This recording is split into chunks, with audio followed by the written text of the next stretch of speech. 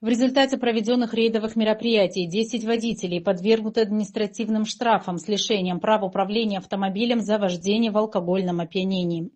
Литвиченко Александр Васильевич, 1985 года рождения, житель Брянской области. Гадиев Марат Ирекович, 1985 года рождения, житель Республики Башкортостан. Гонькин Евгений Сергеевич, 1982 года рождения, житель Гагрского района. Дбар Хадис Ардашинович, 1985 года рождения, проживающий в городе Гагра. Ижеленко Андрей Юрьевич, 1989 года рождения, проживающий в городе Пицунда. Силкин Даниил Николаевич, 1996 года рождения, житель Республики Мариэл.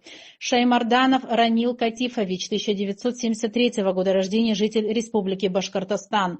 Эймурхуба Энрик Джоневич, 2003 года рождения, житель Очимчирского района. Лактюшин Андрей Николаевич, 1977 года рождения, житель Тульской области.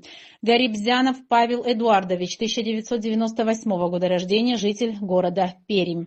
За управление транспортом в алкогольном опьянении без водительских удостоверений административно арестованы на 15 суток. Абдуназаров Джурабек Айтбой Аглы, 1991 года рождения, проживающий в городе Сухум. Хадалась Раджот Мамудович, 1989 года рождения, также житель города Сухум. Сангулия Вадим Даурович, 1985 года рождения, житель Сухумского района. И Мания Дима Димурович, 2005 года рождения, житель Галского района.